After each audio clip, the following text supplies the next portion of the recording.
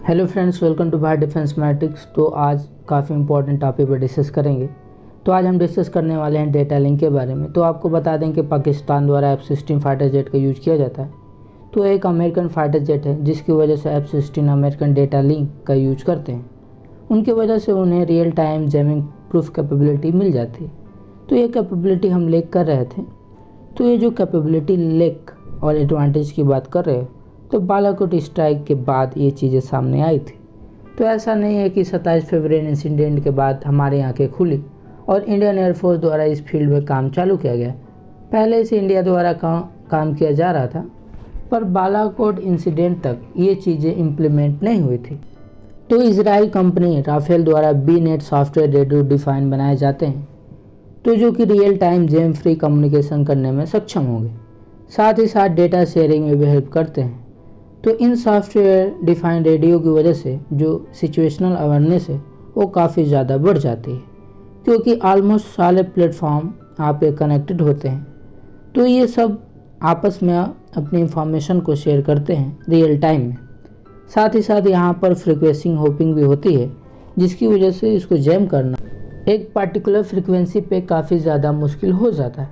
और जो Israeli बीनेट software defined radio है वो लिंक 16 लेवल का है, तो ऑलमोस्ट ये जैम प्रूफ्ड है।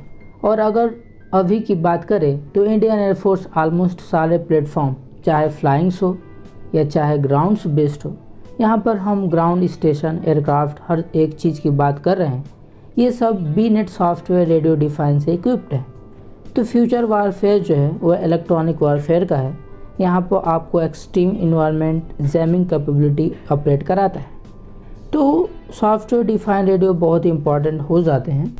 इसको इस तरह से समझते हैं कि अगर आपके सॉफ्टवेयर रेडियो डिफाइन नहीं होंगे और आपके कम्युनिकेशन को जाम कर दिए जाए, तो आपकी देखने और सुनने की शक्ति खत्म हो जाएगी, क्योंकि आप उस माहौल में ट्रेंड नहीं हो, तो आप लड़ने में कैपेबल नहीं होगे। साथ ही साथ इसके एप्लीकेशन की बात करोगे तो ये बहुत सारे वेपन्स में इंटीग्रेट किए जा चुके हैं।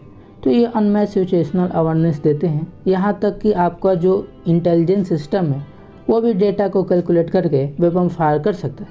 यहाँ तक अमेरिका में लिंक 16 डेटा लिंक को यूज किया जाता है, जिसकी वो मदद से जितने भी वर्कशिप हैं, ग्राउंड स्टेशन हैं, एयरक्राफ्ट, वे आपस में कनेक्टेड होते हैं।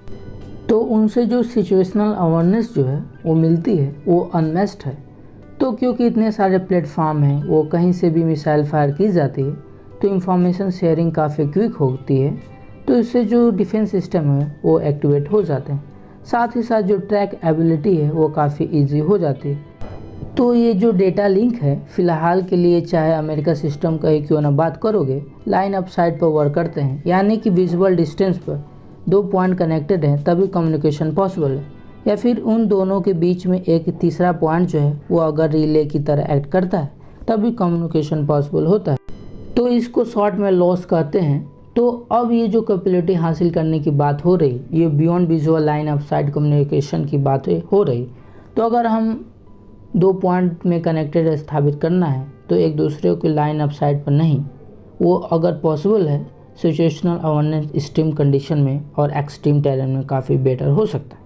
इसके लिए सैटेलाइट को यूज किया जाएगा। तो अगर हम सैटेलाइट की बात कर ही रहे हैं तो आपको बता दें कि डेटा लिंक को बेटर बनाने के लिए इंडियन आर्मी द्वारा सैटेलाइट बी प्रोक्योरमेंट किया जा रहा है, यानी कि GSAT-B, जो कि रक्षा मंत्रालय द्वारा मंजूरी के साथ साथ फंडिंग भी की गई है। तो इस चीज़ को टेस्ट करने के लिए US द्वारा लो ऑर्बिट में 16 टेस्ट सैटेलाइट को यूज किया जाना था। तो सिमिलर कॉमन प्रोग्राम के तहत इंडियन एयरफोर्स द्वारा सैटेलाइट की मांग करी गई थी, GSAT-7C। तो करीब 2236 करोड़ में के अंतर्गत ये अप्रूवल डिफेंस एक्विजिशन काउंसिल द्वारा दे दिया गया था, यानी कि इंडियन एयरफोर्स द्वारा software communication defined radio connected किया जाना है सैटेलाइट को लॉन्च करके, ताकि जो कनेक्टिविटी है beyond visual line of site वो बेटर है, वहाँ पे इनेबल हो सके। तो ये हम कह सकते हैं कि कनेक्टिविटी के मामले में US से बहुत पीछे नहीं है। ऑल्दो इस फील्ड में हम लेट आए हैं, पर ये जो हमारी प्रोग्रेस है वो तेज़ी से हो रही। तो इंडियन एयरफोर्स के लिए कम से कम यह कहा जा सकता है जो कनेक्टिविटी के मामले में हमारी जो इंडियन एयरफोर्स है वो पाकिस्तान और चाइनीज़ एयरफोर्स से बेटर है। और जो प्रेजेंट टाइम की जो सिचुएशनल अवेयरनेस है वो इंडियन एयरफोर्स की बेटर है पाकिस्तान से। तो GSAT-7C को लेकर जो प्रोग्रेस वो तेज़ी से किया जा रहा है, हालांकि ये प्रोग्राम है वो काफ़ी तेज़ी से चल रहा है। तो इस चीज़ को देखते हुए जो चीज़ें वो सामने निकल के आएगी कि अमेरिका से जो हमारी कनेक्टिविटी है वो बेटर होने वाली। इस तरह से हम वीडियो को समाप्त करते हैं। लाइक कीजिए, सब्सक्राइब कीजिए। जय हिंद, वंदे मातरम।